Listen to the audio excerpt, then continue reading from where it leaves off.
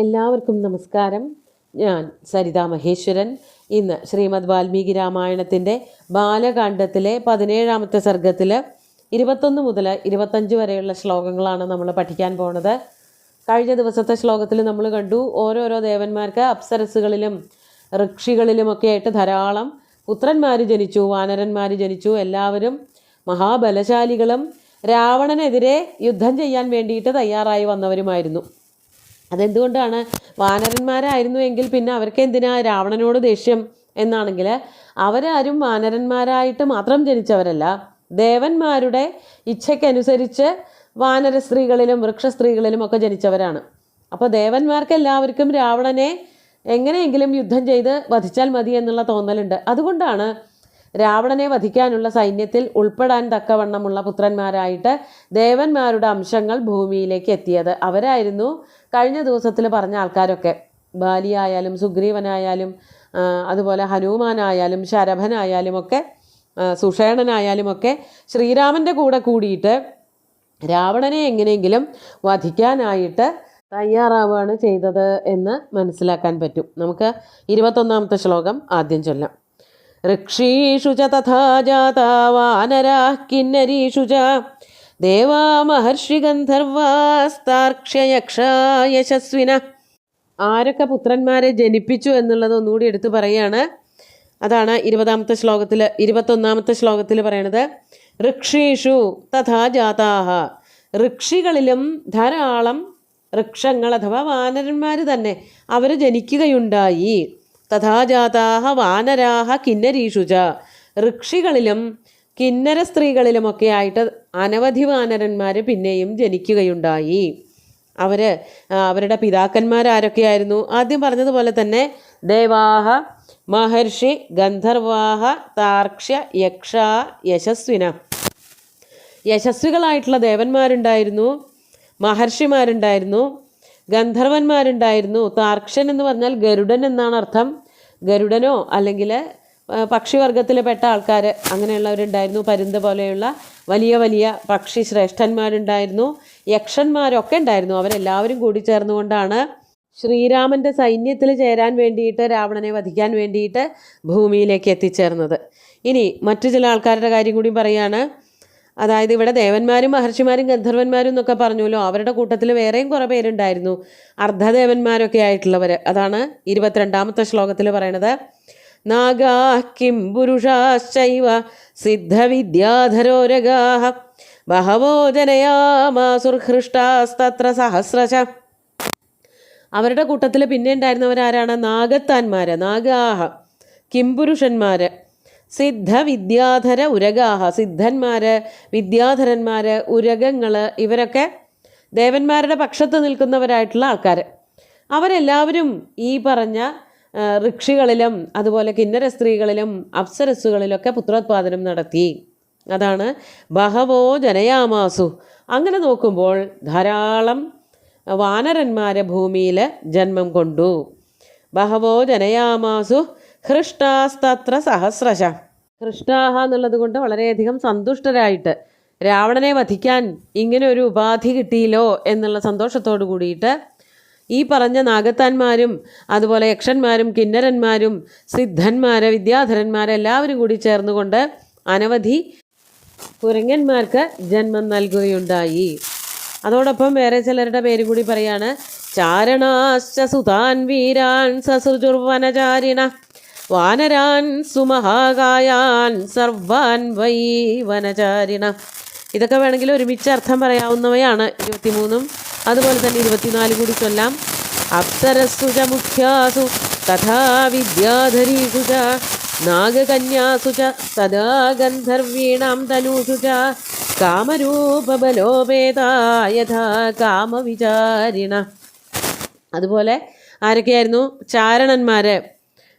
ഇവരൊക്കെ അർദ്ധദേവന്മാരാണ്. ഈ യക്ഷന്മാർ കിന്നരന്മാരെന്നൊക്കെ പറയണതിൻ്റെ കൂട്ടത്തിൽ തന്നെ പറയാവുന്നവരാണ് ചാരണന്മാർ. അവരൊക്കെ എന്തു ചെയ്തു?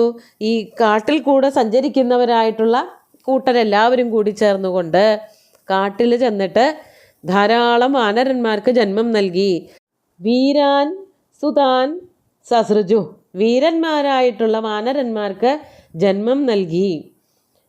അതാണ് വാനരാൻ സുമഹാകായാൻ സർവാൻ വൈ വനചാരിണ. ഒരേ വാക്കുകൾ ആവർത്തിച്ച് വരുന്നുണ്ട്.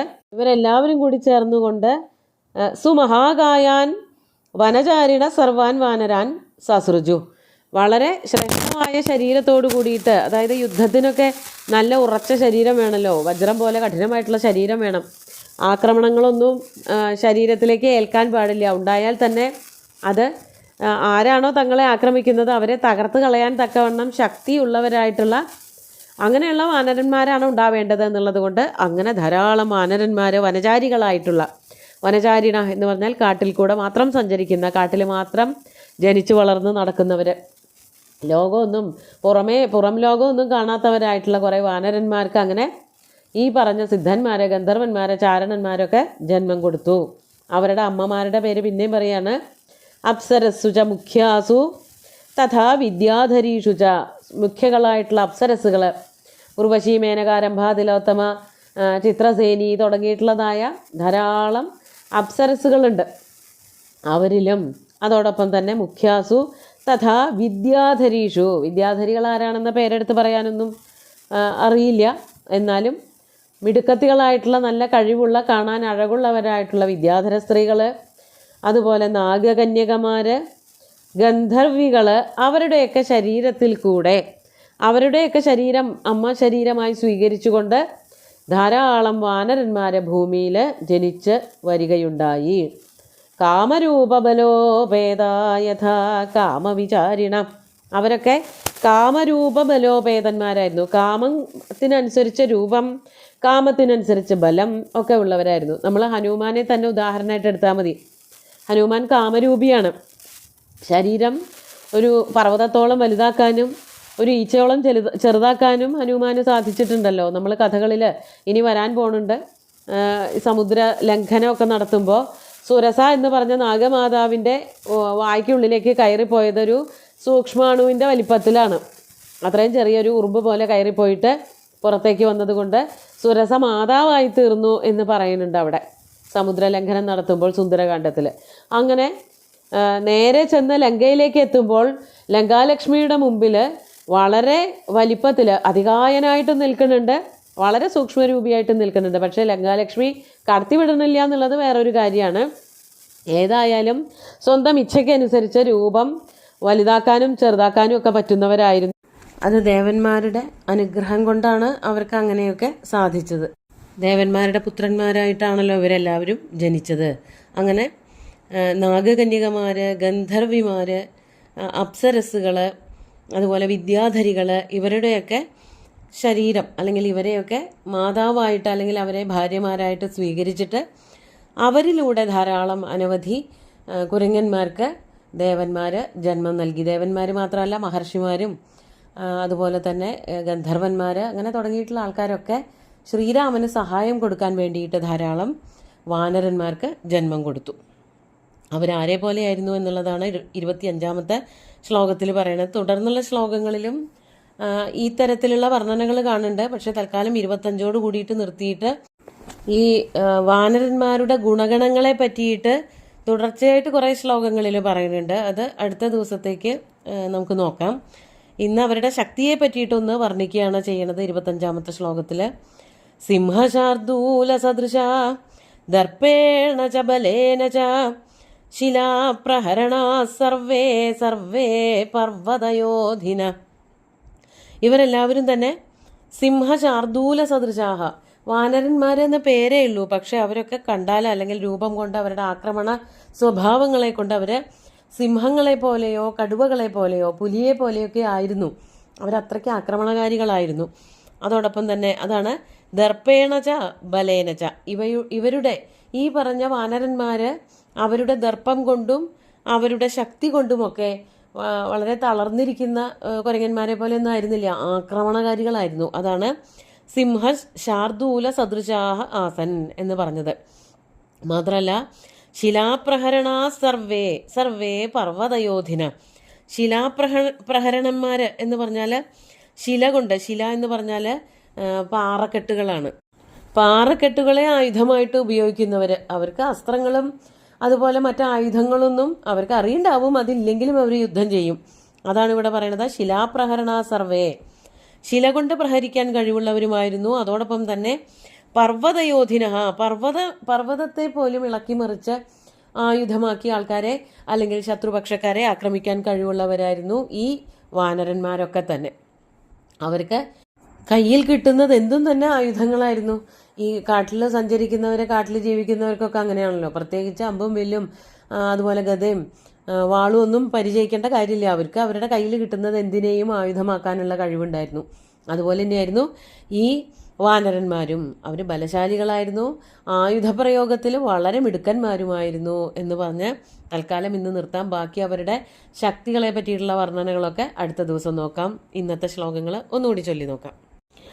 ഋക്ഷീഷു ച തഥാ ജാതാ വാനരാ കിന്നരീഷു ച ദേവാ മഹർഷിഗന്ധർവാസ്താർക്ഷ്യയക്ഷാ യശസ്വിന നാഗാ കിം പുരുഷാശ്ചൈവ സിദ്ധവിദ്യാധരോരഗാ ബഹവോ ജനയാമാസുർഹൃഷ്ടാസ്തത്ര സഹസ്രശ ചാരണാശ്ച സുതാൻ വീരാൻ സസൃജുർവനചാരിണ വാനരാൻ സുമഹാകായാൻ സർവാൻ വൈ വനചാരിണ അപ്സരസ്സു ച മുഖ്യാസു തഥാ വിദ്യാധരീഷു ച നാഗകന്യാസു ച തഥാ ഗന്ധർവീണാം തനൂഷു ച കാമരൂപബലോപേതാ യഥാ കാമവിചാരിണ സിംഹശാർദൂലസദൃശ ദർപ്പേണ ച ബലേന ച ശിലാപ്രഹരണാ സർവേ സർവേ പർവ്വതയോധിന.